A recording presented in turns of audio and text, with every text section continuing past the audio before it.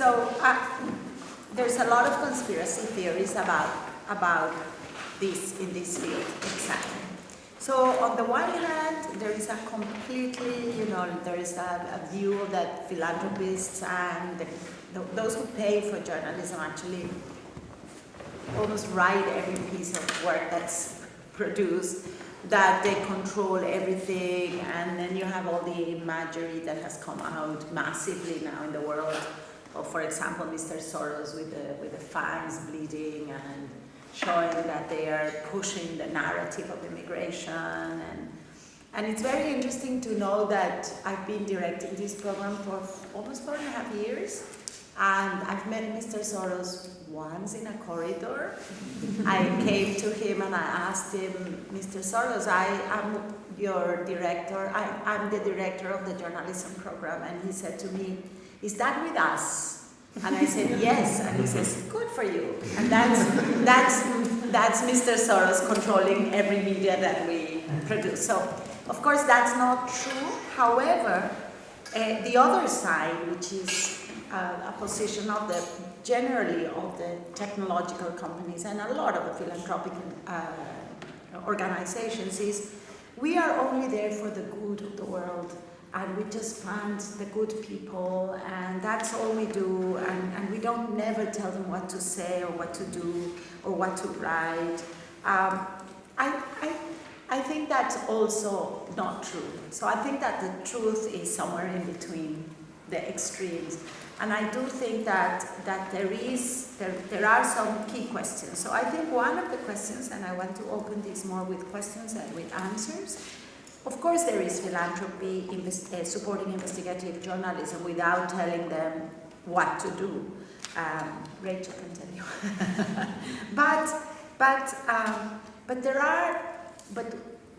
But when we are in this philanthropic business, we actually select partners that agree with some values and with some positions and with some visions of the world. And in that sense, we're putting more money where we think our values are, and somehow we're skewing the market in that way. But I do think that advertising and everybody else also skews the market that way. So, but it is true that we have to be aware of that.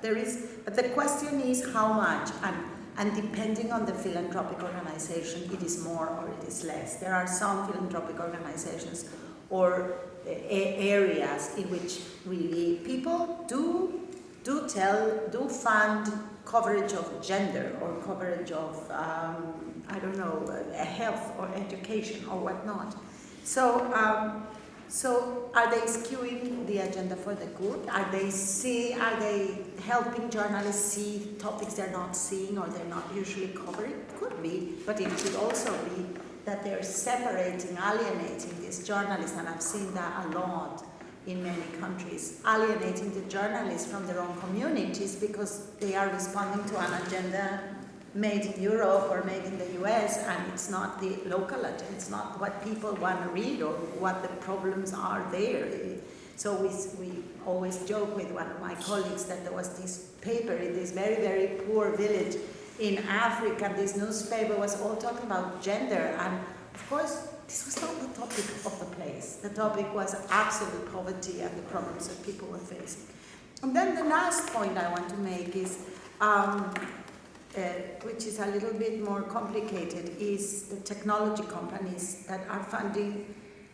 They're funding lots of projects. They're funding a lot of fact-checking. For example, Facebook is funding fact and verification, which is good. But there's some people saying, is it that they're funding a little bit what's happening with the vapor, with the gas, like they're getting dazzled by the effects of the problem and not, so they don't, so people don't investigate the real problem, which is all the way that algorithms are generating polarization, are pushing people to the extremes, etc. I don't know. So that's the question.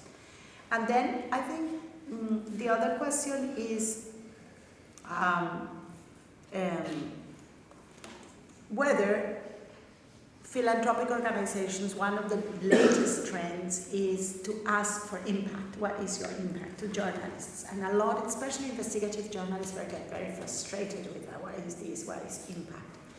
And especially because they want you to measure how many people read you and how many clicks, so they get it. So they are saying philanthropic organizations are pushing us to commercial media, which are obsessed with clicks and popular topics.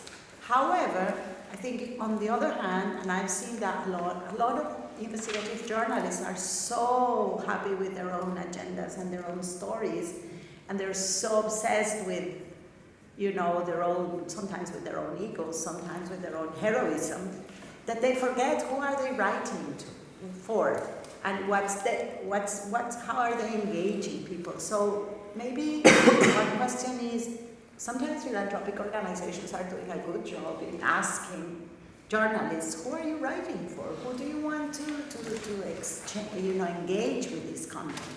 Because when we've seen some of the stories, they're amazing stories, but they're written or presented in such a way that nobody understands anything, or it would only engage a very small elite that is already convinced or of whatever, then the whole effort of doing investigative reporting, which is so dangerous today, becomes like futile. So those are some of the questions I had just to start the conversation.